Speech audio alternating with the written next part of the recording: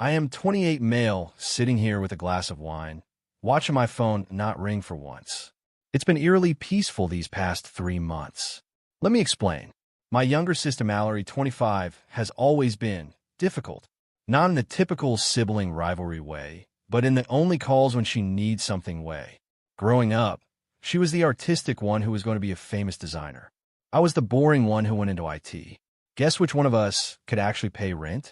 2 years ago, Mallory was in one of her crisis phases. She quit her retail job to focus on her design portfolio. Translation: she spent all day on Pinterest. She couldn't find an apartment because her credit was shot from maxing out cards on fabric and craft supplies she never used. Mom was already helping her financially, and Dad had passed 5 years prior. Enter me, the stable older brother with good credit and a steady job. She begged me to co-sign her lease. Swore up and down she had freelance work lined up, showed me fake invoices I didn't know they were fake then, cried about being homeless. Against my better judgment, I co-signed for a nice one-bedroom apartment downtown. $1,800 per month. Not cheap, but she insisted she needed to be where the creative energy was. For 2 years, I basically subsidized her life. Not directly paying her rent, but lending her money that never got paid back. Buying her groceries when she'd text that she was surviving on ramen. Covering her utilities when they threatened shutoff. I estimate I gave her around $8,000 over those 2 years. No formal tracking because family doesn't need receipts, right? The breaking point came in September. I'd started dating someone seriously, Nora. First time I'd really clicked with someone since my ex Mallory found out through Mom and lost it. Not because she was happy for me, but because I'd been too busy to respond to her texts asking for $300 for art supplies, probably another shopping spree. I tried to have an adult conversation with her. Went to her apartment with coffee and donuts, hoping we could talk about boundaries. I started explaining that I couldn't keep being her emergency fund, that I had my own life and future to think about. She went nuclear. You're choosing some random woman over your sister? Over family? After everything I've sacrificed. What sacrifices? I asked her to name one time she'd help me with anything. One time. Silence. Then the screaming started. You're just jealous because I'm following my dreams while you waste away in some corporate job. You've always resented me for being creative while you're just another boring tech bro. You know what? You no longer exist for me. Done. She grabbed my phone from the table and blocked her own number, then demanded I leave.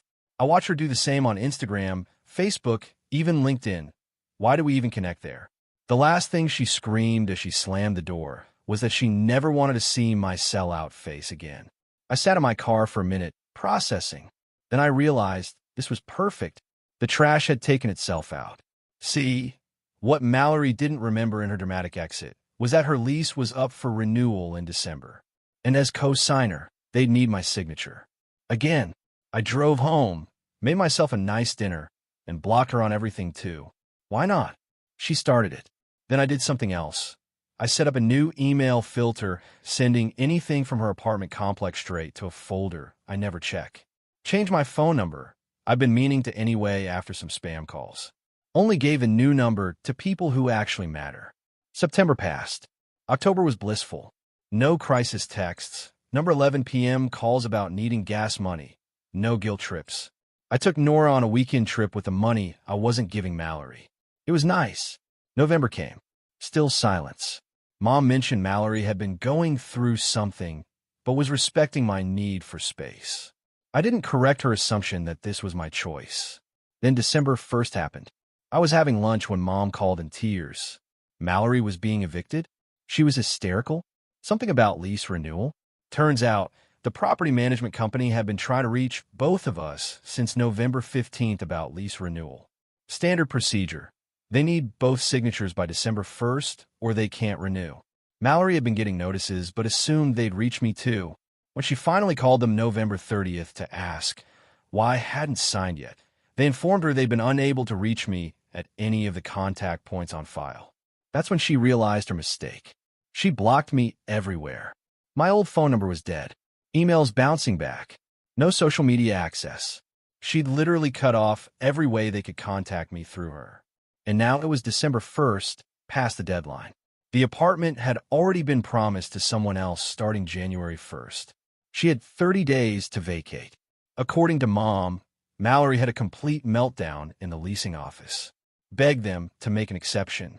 But their policy was ironclad.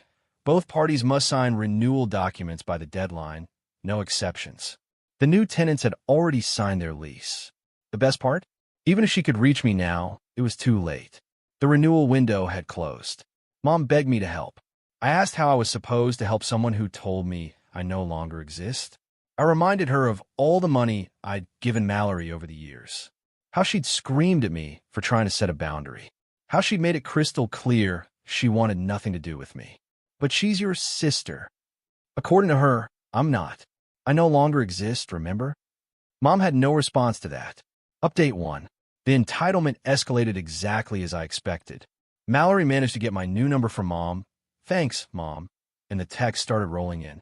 I didn't block her immediately because, honestly, I was curious to see how this would play out. First came the angry demands.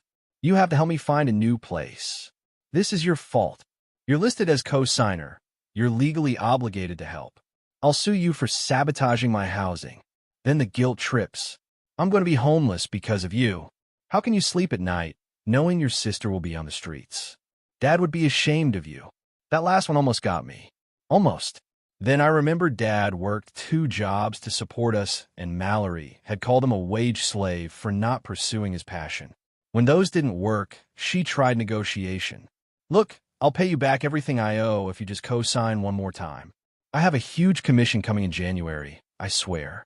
It's just temporary until my business takes off. The same lies she'd been telling for years. Finally, desperation. Please, I'm begging you.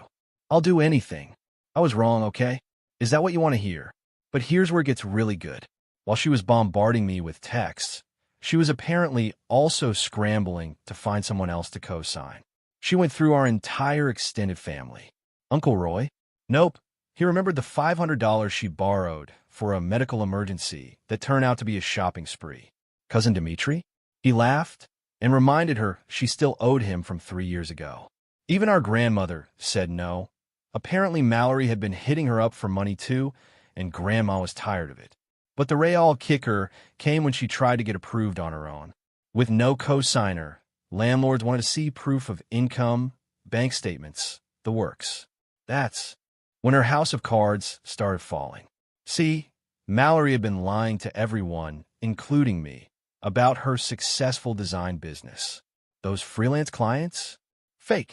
The invoices she showed me 2 years ago, she made them in Canva.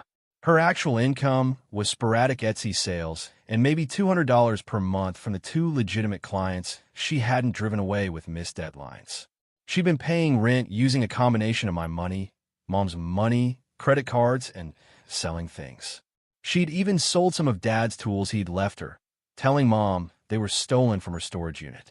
The apartment she wanted? They laughed her out of the office. Even studios wanted first month, last month, and security deposit, minimum $3,600 upfront. She had $83 in her checking account. Mom called me crying again, saying Mallory was having a breakdown. I suggested maybe hitting rock bottom would force her to get a real job. Mom hung up on me. Then came the flying monkeys. Mallory's best friend Celia called to tell me I was abusive for financially controlling my sister. I pointed out that not giving someone money isn't financial abuse. She called me toxic and hung up.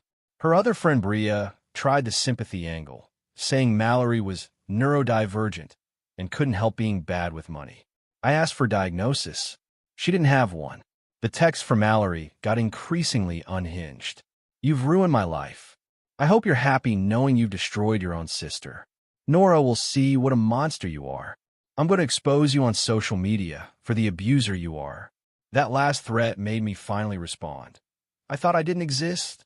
She sent 17 crying emojis and then nothing for 2 days. Update 2.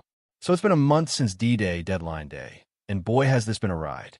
First, let me address the social media exposure threat. Mallory tried. She really did. She posted this long, rambling Facebook post about financial abuse, family abandonment, and how her evil brother left her homeless. What she didn't expect was for people to actually ask questions. Our cousin Anna commented, "Didn't he co-sign your apartment 2 years ago?" Our mutual friend from high school asked, "Didn't you block him though?" Best comment came from our Aunt Linda.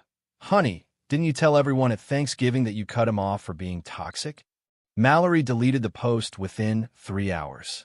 She tried again on Instagram with a vague story about fake family and betrayal when you need them most.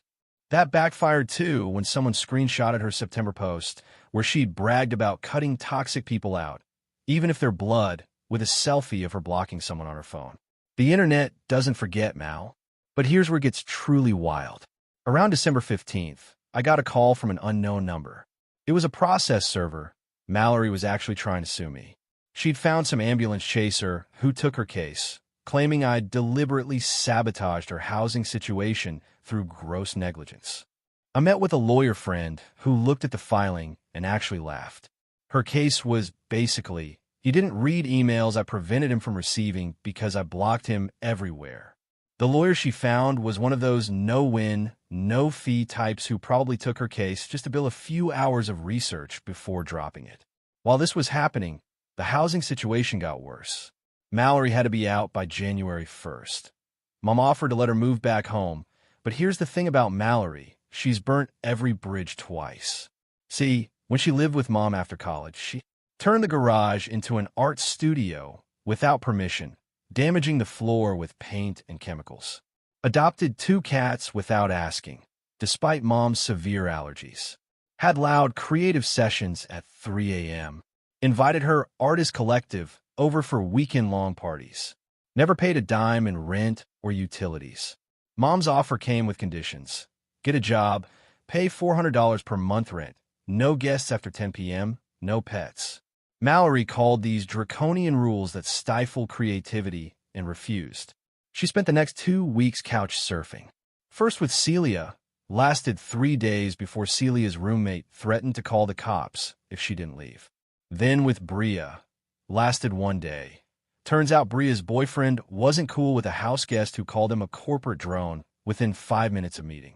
She even reached out to her ex, who responded with a laughing emoji and blocked her. December 27th, I got a call from Mom.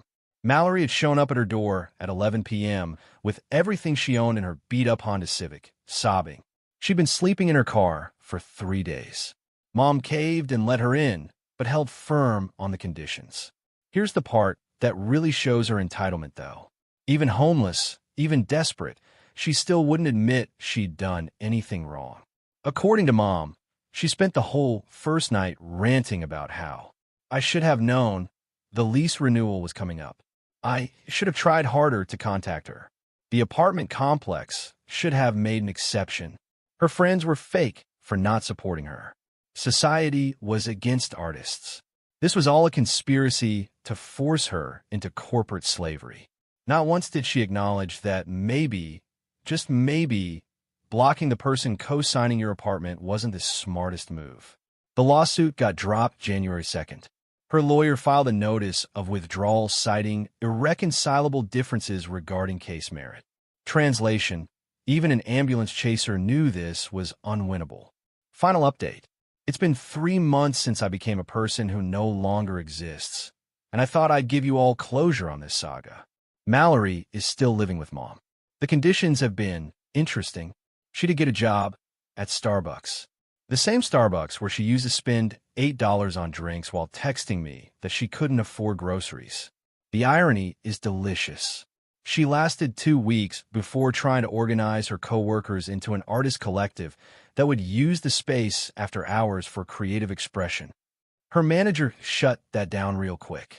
She's still there, but barely. Mom says she calls out sick at least once a week for mental health days. Translation: she stayed up until 4 a.m. working on projects nobody asked for. The $400 rent she's supposed to pay Mom? She's paid it exactly once, the first month. Last month, it was, I had to buy work shoes, Doc Martens that cost $200. This month, it's, I'm saving for a new laptop for my design business. She has a perfectly functional one. But here's the karma. Remember how she sold Dad's tools? Well, Mom finally went into the garage to clean and found out. Dad's entire woodworking collection, the table saw, The vintage hand planes he restored, the custom-made chisels, all gone. Mom was devastated. Those were supposed to go to my future kids someday, a connection to their grandfather. When confronted, Mallory tried to lie, then cried, then got angry that Mom was valuing objects over her well-being. Mom kicked her out for a week. She came crawling back, but something in Mom finally broke. She started therapy to deal with what she calls enabling behaviors. Go, Mom. I've had peace. Actual, legitimate peace. Nora and I are doing great. We're planning a vacation to Japan. With the money, I'm not hemorrhaging to Mallory anymore. I sleep better. I don't jump when my phone rings. I don't check my bank balance with anxiety anymore. Mallory tried one more time to contact me last week. She got a new number and texted, "I know you hate me, but I really need to talk to you. It's important." I didn't respond. According to Mom, the important thing was that she wanted me to co-sign a car loan. Her Civic finally died, and somehow she thought I'd help her get a new car. The delusion is strong with this one. The friend who served as my lawyer, just for the consultation, the case never went anywhere, told me something that stuck. She didn't just burn the bridge. She nuked it, then complained about the radiation. For those asking if I feel guilty, no, not even a little. I spent years financing her dreams while she treated me like an ATM with abandonment issues. The moment I tried to establish one boundary, just one, she went scorched earth.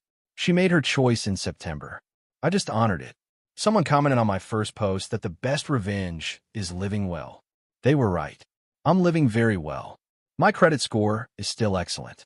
My relationship is thriving. My mental health has never been better. And somewhere across town, the person who declared I no longer exist is learning what it's like when that becomes true. The only signature she's getting from me these days is return to sender on any mail she somehow manages to send. Life is good when you don't exist. 10 out of 10 would recommend.